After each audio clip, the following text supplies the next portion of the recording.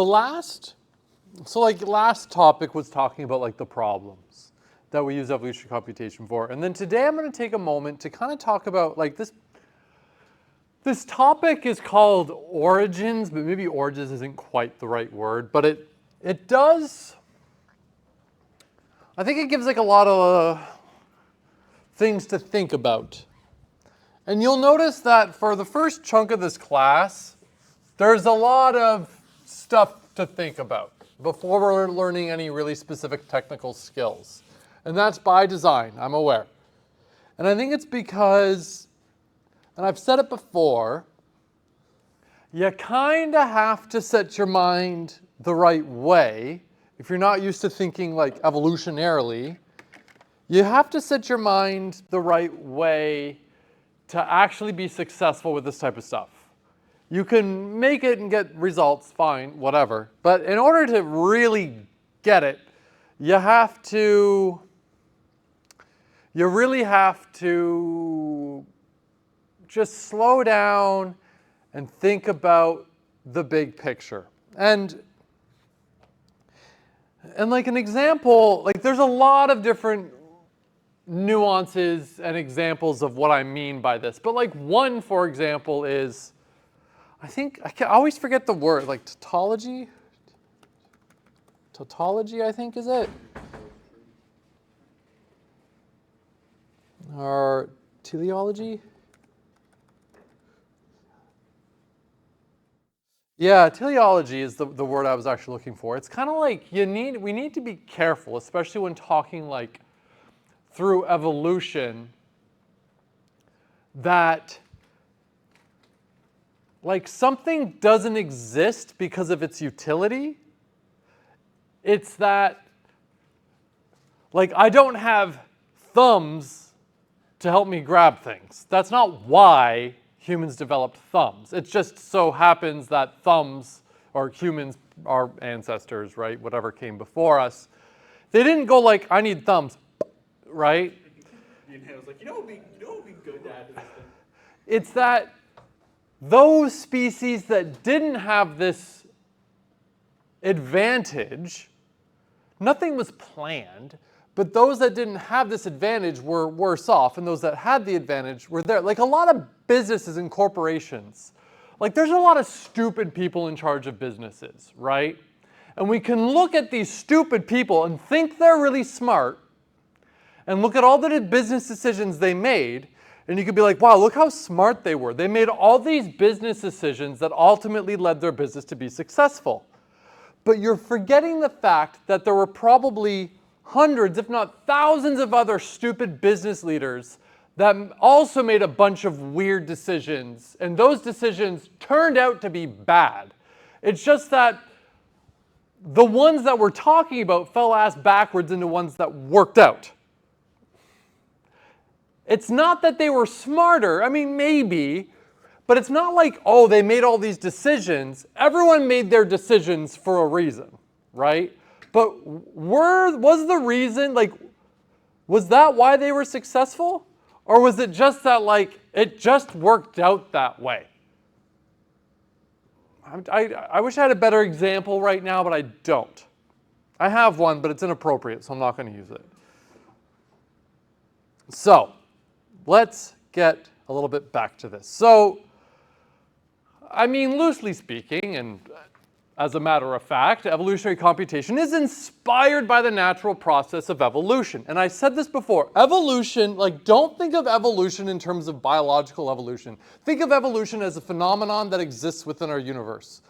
For example, businesses that can exist, companies, some just general organizations, clubs, whatever, they exist. We could think about like physical things, the state of our solar system in the universe, the fact that an asteroid exists somewhere and it does not exist somewhere, like all of these things are ultimately a result of some evolutionary process. And I don't mean like, oh, there's like a biological mutation or something that took place, but all of this chaos that can change things, things can disappear or persist over time, and here we are. So evolution is bigger than just biology. There's a lot of jargon that we steal from biological evolution that we totally misuse all the time. But it's important not to focus too much on the living organisms. But if we do take a moment and talk about biology, like, oh, okay, we can talk about this last universal common ancestor, right? There would have probably been some root of all living things that popped up on Earth, as far as we know. We don't know what it was, but like life happened. Apparently, they may or may not have found crazy evidence of life on Mars. You hear about this recently?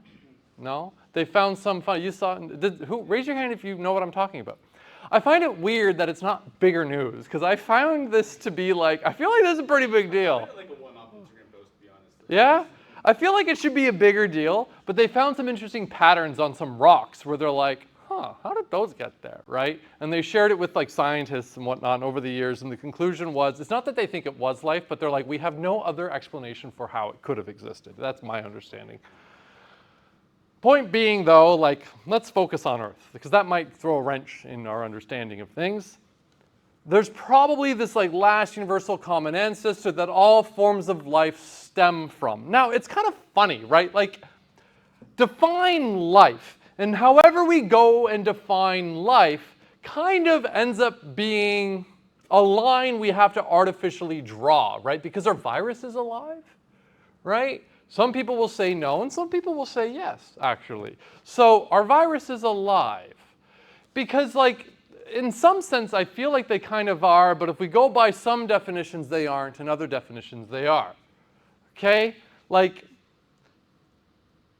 are chemical reactions that kind of happen persistently alive? No. But they're happening, I don't know, like there's some funny phenomenon that can take place. But ultimately, anyways, we've got this last universal common ancestor that everything probably came from.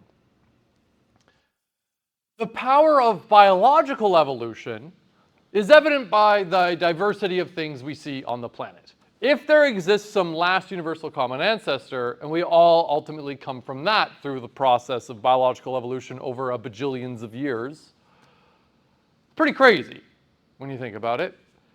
Because all of the mechanics, and that last universal common ancestor was probably a really simple organism, right? And then not only am I talking diversity, I'm like, think of like the complexity that's involved, right? It's kind of crazy when you think of like systems of things, how you can think about systems of like, okay, we talk about life, right? But then you think of like, what do they call it, like vivogenesis or something? Where it's like, well, how the heck did life start? We don't know. Biogenesis, I think that's what it is. Where it's like, where the hell did this start? There's some ideas, we don't know, right? You kind of figure, like ultimately when you go down to like the root of what's happening inside even like the most basic single cell organisms, it's a bunch of chemical reactions, right? There's no like intelligence that's going along and being like, okay, copy these DNA. No, it's just some chemical reactions that do what they do. So was it just a consequence of all of these, like break it down further. So it's just chemical reactions. So did the chemical reactions just kind of like configure in such a way that we're like, one day, whoa, that's crazy.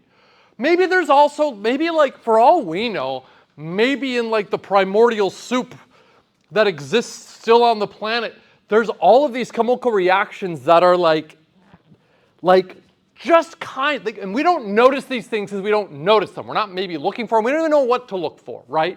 But think of a single cell organism and think of like what the precursor to a single cell organism is. We don't know what it is, but I mean, a single cell organism, all these chemical reactions happening to do its thing. Take one step before that. Is there a lot of crap currently happening on this planet, maybe in the middle of the ocean, where like those reactions are taking place, where it's like, it's alive, it's not alive, it's alive, like where is that line? And are things actually like crossing that line, or did it happen once and then we don't see it anymore? I don't know, but maybe if we take a step back, right, like think iteratively going back from like, okay, what's the precursor to like the most basic last universal common ancestor, single cell organism? What came before that? And what came before what came before that? And what came before that? You've got these particles interacting with each other eventually. Somehow just like hydrogen particles and oxygen particles and all these other different things are interacting in certain ways. That's how they interact. That's not alive, but it's happening. So somehow that turned into life. And then you've got single-cell organisms that kind of come together into multi-cell organisms. And then multi-cell organisms kind of coordinate. We're very social beings, and we kind of like have created these like social systems that themselves evolve. I mean, I don't know. There's some crazy stuff going on here when you think about it. Am I getting my point across, do you think? Are you kind of following what I'm saying? Right? Like, where does life begin and end? Is like our culture alive? Obviously, it's not alive. It doesn't have a heart that's like pumping. But, I mean, it's dynamic. It's definitely not static. Is the club you're a part of alive? Is our economy alive? I mean, it's not static, and it's definitely like doing its thing. And we're all the things before life, before our definition of it's alive.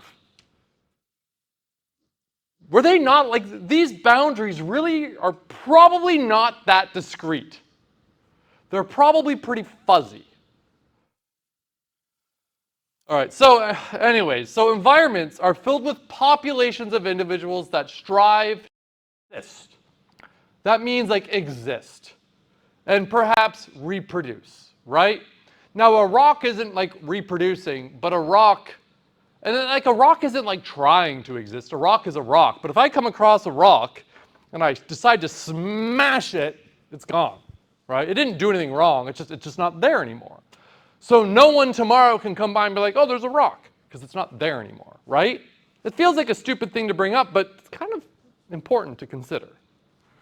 So, yeah, things want to exist, whether it continues to exist or it has an ability to perpetuate itself, make copies of itself in some way, so some form of reproduction. But, you know, we also have like fitness, which is an individual's measure of its ability to persist, which is actually kind of a narrow definition. When you really think about it, like, it's not just its ability to persist. I mean, it is, but like, what does that mean? It means that I could have like dozens of children, but that's probably not good if I'm dividing my resources to the dozens and dozens of children I have. I probably have to be smart about it, right? It would be naive to say like, oh, the more kids I have, that's better. It's like, well, kind of, but if they all end up having like, if I have no resources to support them, they're probably not going to be set up for success as well if I maybe had more resources to support maybe fewer. Do you kind of see what I mean? So it really is its ability to persist, but it's broader than just like, oh, more kids. And the fitness is determined by the individual's interactions with its environment and other individuals, which, by the way, this is a big deal that a lot of people kind of skip over, is individuals, like you are all a part of my environment. My environment is not just the space that I exist in, it's everything in it. So I myself am part of my environment. All right, evolutionary computation, populations of candidate solutions are evolved. The fitness is a measure of how good it is at addressing something. And candidate solutions fitnesses dictate its probability of surviving and reproducing. So, any questions at all about that little rant I've done so far?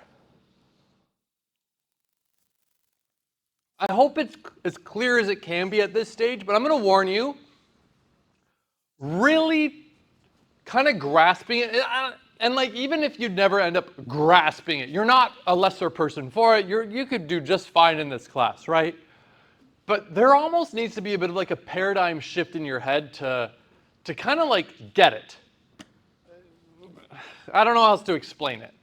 Thinking evolutionarily is kind of weird, but once you kind of get it, you start to see how like every system within our universe is subject to evolution. I joke, and I read like this quote somewhere, and I love it. But like our universe has like one algorithm in its evolution. That's it. Everything comes from that one. Now you can be like, well, I can write algorithm. Yes, but it came from me. Right? So like every algorithm ultimately is a consequence of evolution. All right, so diversity. Reproduction creates imperfect, for lack of a better term, copies of individuals. Sexual reproduction incorporates genetic information from both parents, and then you can have like asexual reproduction, but mutations can still occur, and mutations occur in sexual reproduction as well. Sometimes these changes are harmful, sometimes they're neutral, and sometimes they're beneficial. In fact, most of the time they're like this, but every once in a while, who knows? They might even seem negative, but they end up being good. Who knows? We don't know. The point is, changes happen. And competition. Given that environments have some limited resources, and things often have an intrinsic interest in persisting, and that's not necessarily true, but I imagine you can think that like, if you had a population of things that didn't care if they existed or not, but one of them did, probably the one that did is going to have an advantage at continuing to persist. Do you agree? Is that clear? Yeah? So they don't have to have an intrinsic interest in persisting, but I think we could all agree that that's probably going to be good for its ability to persist if it goes like, I kind of want to persist. I don't want to die, right? And because of this, competition and selection become inevitable. And natural selection favors individuals that compete more effectively in general. Okay, individual versus population. I brought this up before, and yes, we could talk about individuals, but it's important to think of the population and its environment kind of as the bigger picture. So ideas of diversity and competition exist within a population. It's often helpful to think of the population that is evolving over time, not just an individual. Having a balance of competition and diversity is very important for populations. Having too much competition may lower diversity. Having too little diversity can limit a population's ability to adapt to change. Having too little competition can increase diversity, but having too much diversity might stagnate specialization. These are dynamics that can be tugging and pulling in one another. They are not necessarily in conflict with one another, but they very well could be in conflict with one another. And then systems. So this is a new section. This kind of ties back to what I was saying a moment ago. Populations of living things evolve, not just living things, but we're talking about living things. But a population of living things is a system. Okay? Think back to what we talked about in the previous topic. A system, something, input, output, right? So systems, like populations of living things are systems. And a system exists within some environment, which in and of itself is a system. And the population is made up of individuals, which are themselves systems. And each individual is made up of many more systems. And each of those smaller subsystems are made up of more subsystems. And my environment is a part of a bigger system. This university is a part of a bigger system. Obviously, these things are at scale, like obviously, and yet think about these things in the context of evolution. That's important to get this. So systems can evolve, not just biological systems. Don't put life on a pedestal, all right? It's just another system within the universe that exists, like everything else. Obviously, we think life's pretty interesting, but don't put it on a pedestal.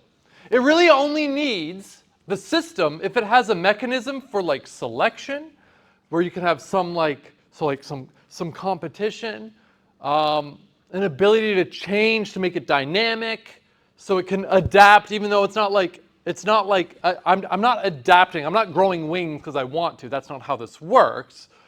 But like there's an ability to adapt.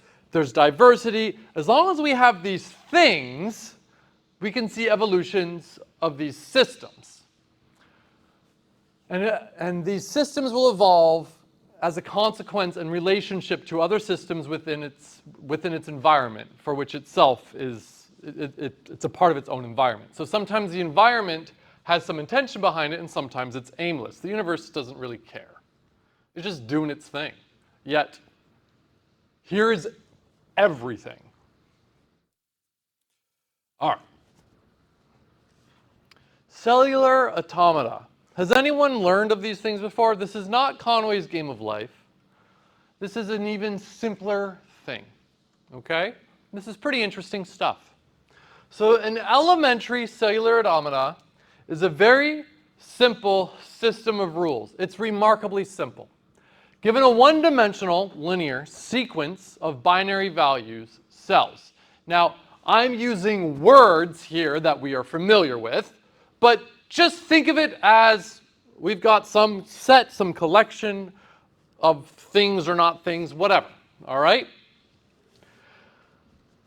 We can create a sequence's like next generation, for lack of a better term, based on each cell's current state and the state of its neighbors.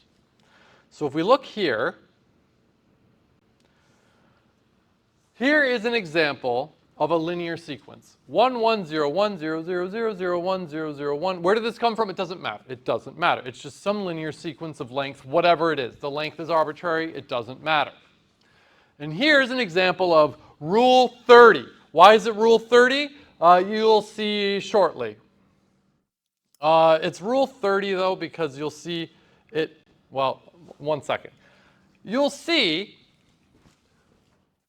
if I see 0, 0, 0, I make 0. If I see, okay, 0, 0, 1, I make that. That would be like what I currently see. This would be like what gets put in the next generation spot.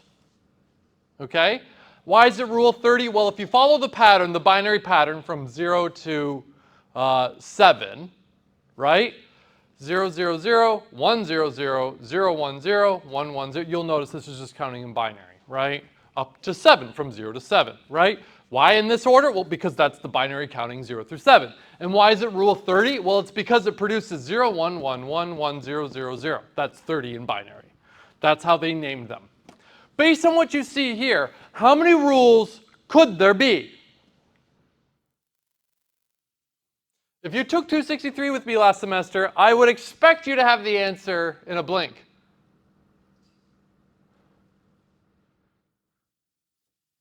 How many combinations of 8 zeros and 1s are there?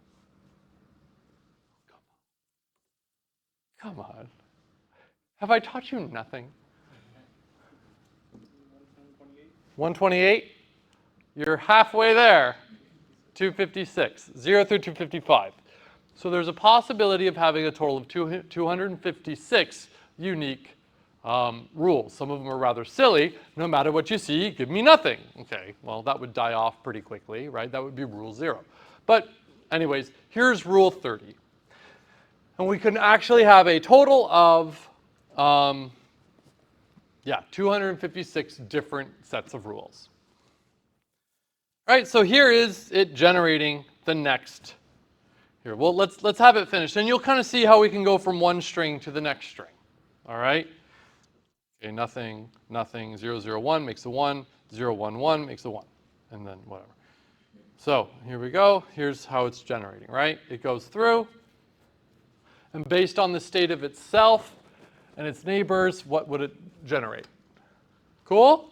Just take a moment, look at this, make sure you kind of get the idea, right? It's important that you get the idea.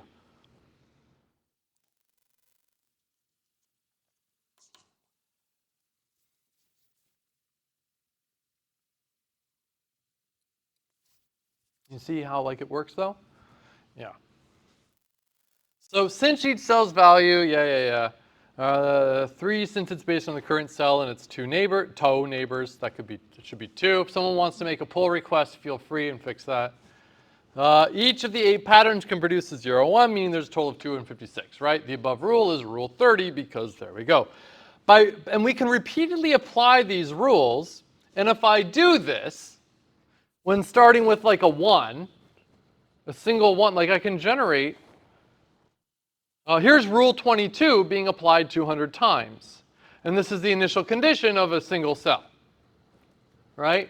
And if you repeatedly apply this, you will get this interesting pattern. Isn't that neat? Right? It's pretty neat. I think this is pretty cool. Would you at least concede like, oh, there's a systematic pattern there? Obviously. There's just rule 22. Right? So let's do a quick little activity. Go to Wolfram Alpha, right here. By the way, Wolfram of Wolfram Alpha, like one of their first big things was these cellular automata.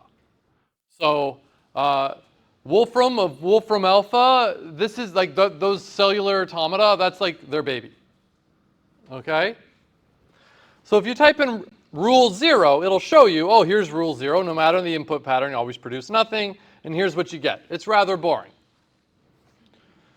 But type in, like just play around for a few minutes, type in like, okay, what's rule 44? I don't know. And you see, well, that's kind of boring, right? But there you go. So here, take a moment and try to find the most interesting rule you can find by just just asking Wolfram Alpha, different rules, what's the most interesting one you can find? Take a moment and have fun.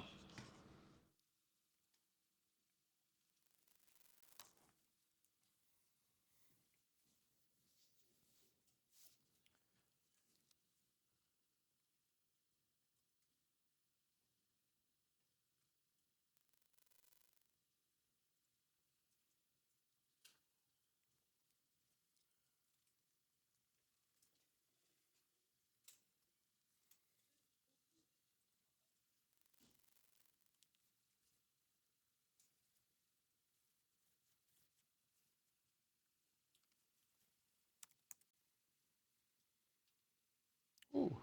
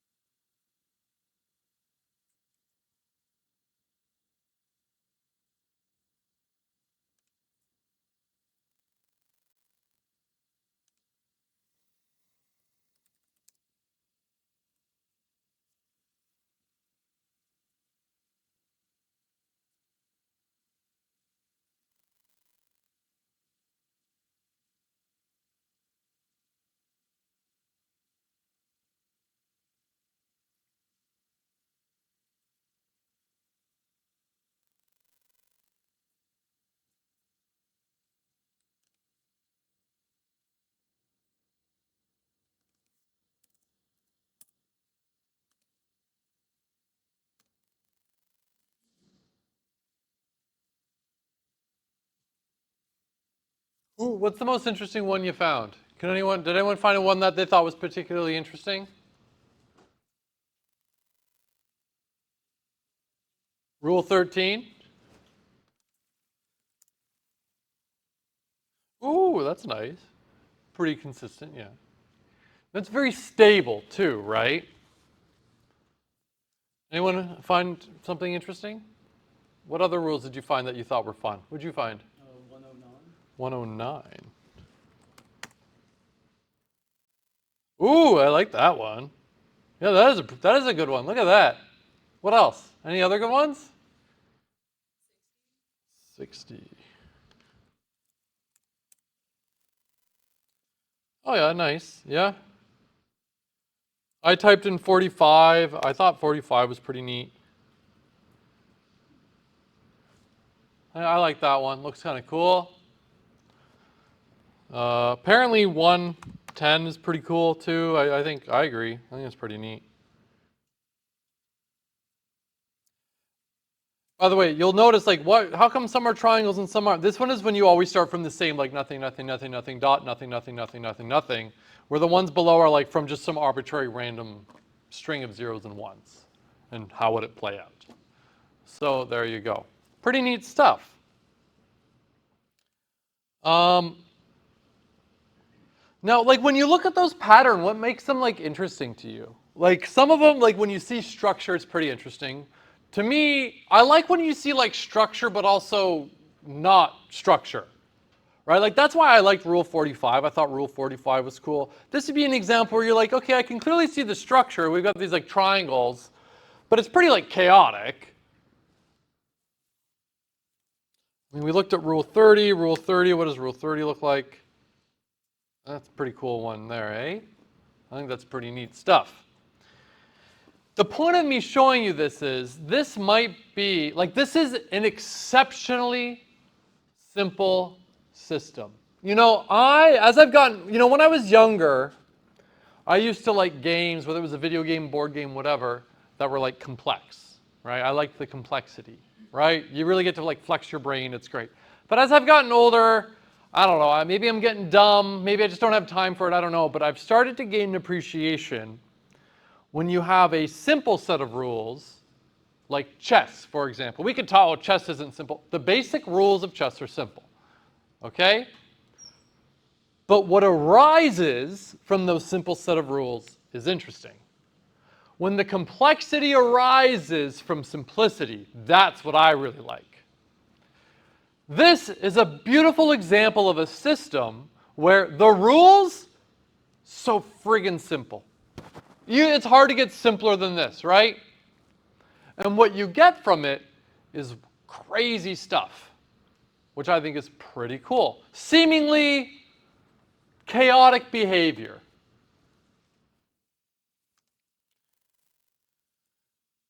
By the way, blah, blah, blah, blah, blah, blah. Da, da, da, da. The cellular automaton found very including physics. Okay, so, okay, come on.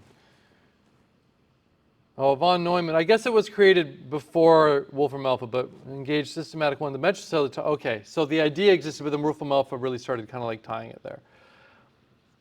You know, like Rule 30. Nope.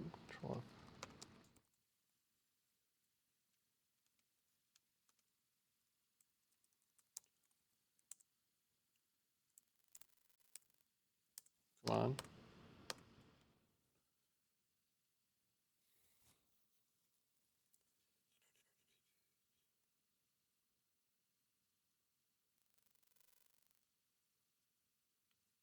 Why can't I find what I'm looking for?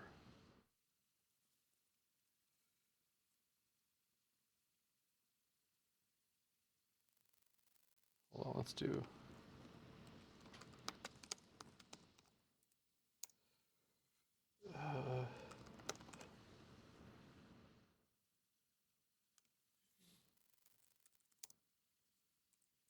So yeah, class 4.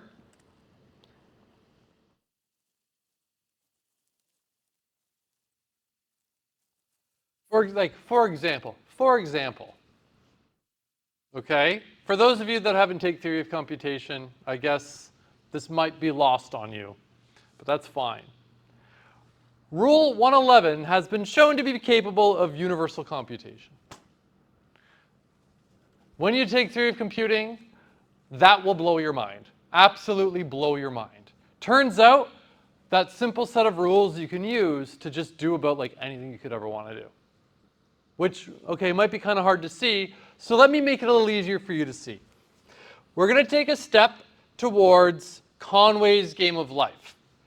Another very, by the way, we can do the same things with these elementary cellular automaton. But if we now think two-dimensionally, it becomes a little easier to wrap your head around it, I find.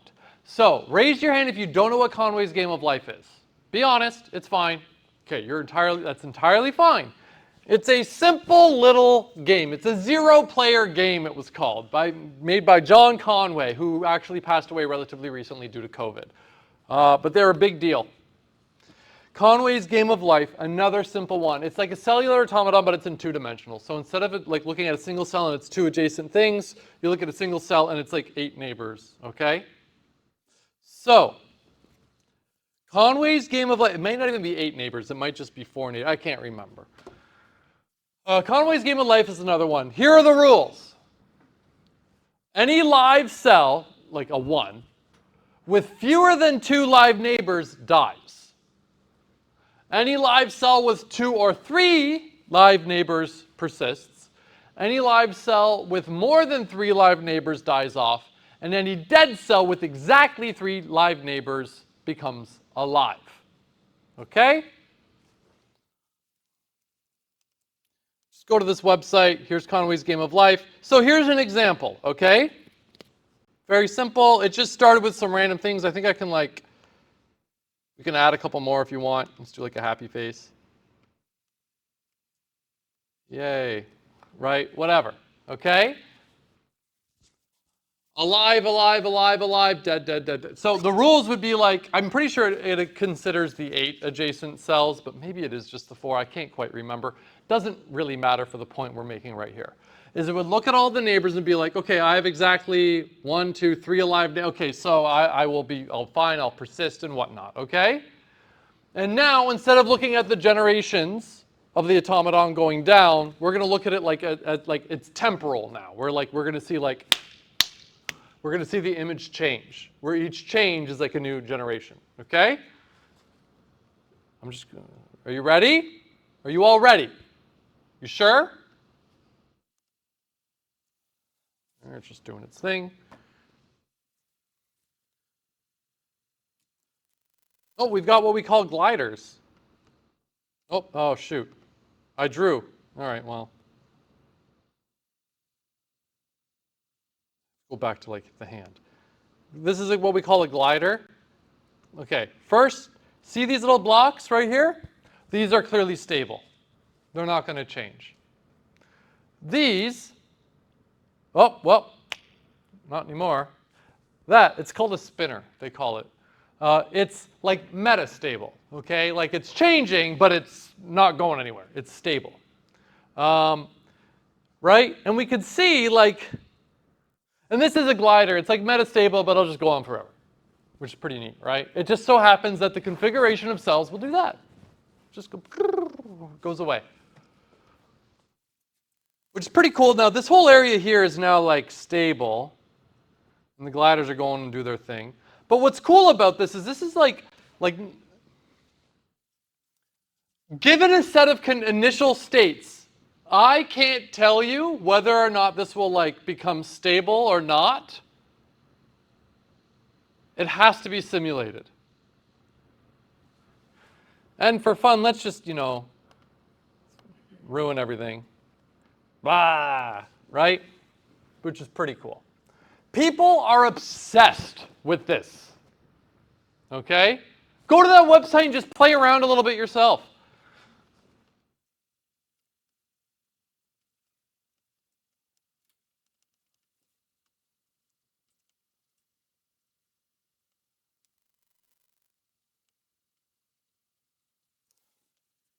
Because you could look at it there's Like that's stable. Will it stay stable? Oh, oh, oh, oh, right? See what I mean? It's just, it's so chaotic. This is another set of exceptionally simple rules. It's hard to get simpler than this. The linear cellular automata, sure, it's simpler. But I don't think we're going to have a hard time like agreeing that, yeah, this is stupidly simple. Okay? An exceptionally simple set of rules. And look what we get. This is wild.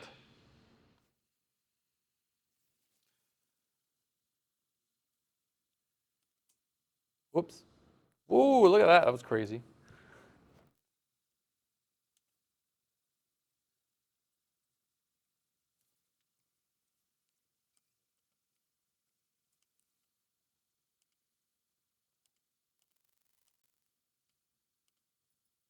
Come on, I want to just like zoom in. Oh, I can move it. Neat. Whatever. This website lets you screw around all you want. Turn auto off? Okay, yeah. What's this button do? Oh, no. Oh, okay. So like if I ask you like, will this ever like stop? Will it ever become stable? I don't know. We don't know. Pretty crazy. Like there's a glider, look at it go. Oh, did you see that? The one in front of it, it just kind of like disappeared. Oh, it got lucky. That guy's gonna probably be safe, but I don't know. Something might come running out this way for all I know. This guy's escaping. Isn't that neat? And you're like, yeah, it looks pretty stable. Well, no, but I mean, look at all this stuff going on here. For all you know, that could go that way and just destroy everything. You have no idea what's gonna happen. You can calculate it. Evidently so, we're calculating it. But the point is, we have an exceptionally simple system. And look what crazy crap we can have from it. And we haven't even thrown evolution into the mix. We haven't thrown variation operators. What did I just say? What if these things move that way? Look, it did.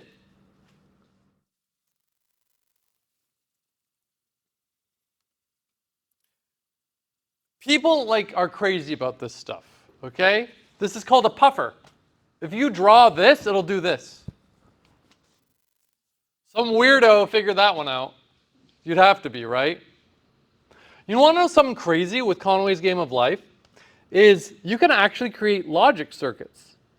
For those of you that took 263, this will be kid stuff for you. And it's all based on like glider collisions. Let's speed it up. So you can use like, I can't remember what they call these, but this like will generate gliders. You can do this, it'll generate gliders that will always go off.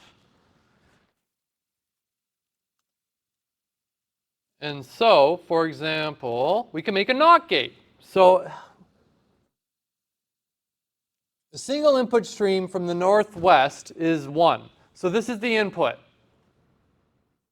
And the output of this configure, this is what we call a NOT gate. You're like, well, where is it? It's this whole like module is the NOT gate, okay? And I'm guessing 4 is the output. Output is 4. It's kind of hard to see like, okay, so it just produces output. Well, here's that same configuration when it has input. So this is the output, this is the input. Watch what happens. Right? So we've got NOT. Here's AND. Okay? I'm guessing 1 and 2 are the input, and output is 9. I'm guessing this is the output. So we have no input, no output. Here's where one of them's high. Let's just speed it up to show you that like nothing happens. Nothing. Okay? And then both high. Or is it doing one and not the, okay, yeah, nothing's going to happen, whatever. Reset, and then both are on. And we'll see 9 should start to come out. And there we go, it produces output, and. Now look, I just showed you NOT and AND. So you all know what can you build if you can make not NAND?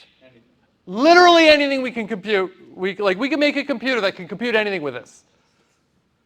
With the stupid set of rules, the simplest thing ever. We can make Conway's Game of Life. I think I left my milkshake over there. Shoot. Oh, man.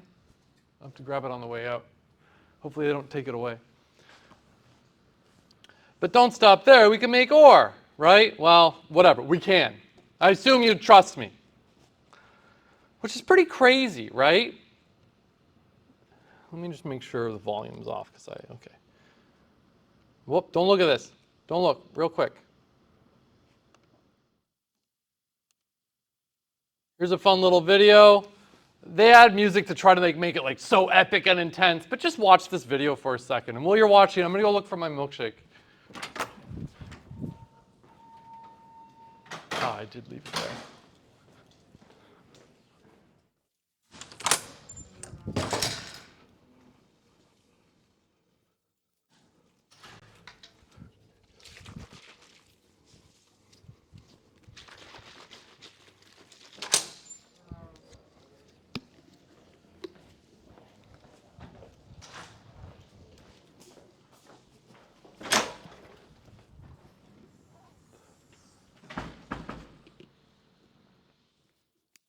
I found it, don't worry. So what is this doing? Even more music. That's absolutely correct. We're zooming out.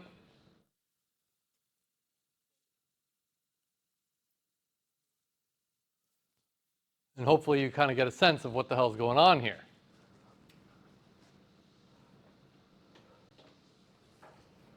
Conway's Game of Life can be used to simulate Conway's Game of Life. And look, someone made a life and life and life. Some psycho. But I think we can all agree that if we can do it once, look, we can do it. Look, by the way, this is still going. But if you can, so in other words, Conway's Game of Life can simulate Conway's Game of Life, which can simulate Conway's Game of Life, which can that set of rules, that simplest set of rules could set into motion a perpetual recursive definition of something in terms of itself. That set of rules is sufficient to keep repeating itself forever. And the point of what I'm making here is this is a system, this is a simple system, and look what crazy crap we can do with that already.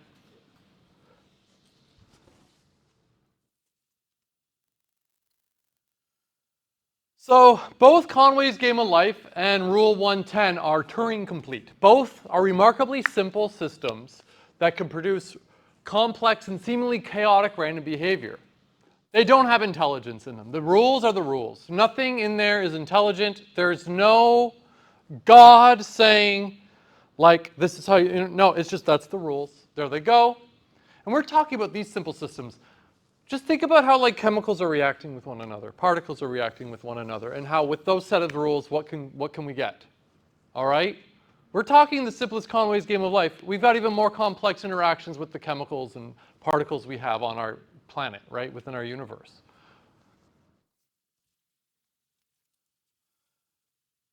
So beware of the teleology, explaining phenomena in terms of the purpose they serve rather than how do they get there. Nothing in this universe exists on purpose, except for the things that like we've created, of course. The only things, like, things only exist because they don't not, which I know sounds like I'm saying a silly thing. That would be like a tautology, right? But it's not. There's more to it. Evolution has no intelligence guiding it, yet it works. And things work because if they didn't, they wouldn't. Again, that might sound weird or pedantic, I don't know, but it's important. So I have an activity, not a lecture activity, but there's something you all gotta do before next class because we're gonna talk about it. All right? And you gotta do it. Listen to me right now. There's an essay from like decades and decades and decades ago. It's a short essay. It's like 5 pages, not even. It's 4 pages, really. 4 pages and a blip. Called I, Pencil. Okay? I, comma, pencil. By Leonard Reed. Read this. Okay? It's an easy read. I'm sure you get it. Like you will understand it. It's not a complex thing. This is written by like an economist. But the point remains how relevant it is to this class. It's very. Read this essay. Okay? Seriously, read it, and then we're going to talk about these ideas next time. All right? Any last questions? All right. See you all later.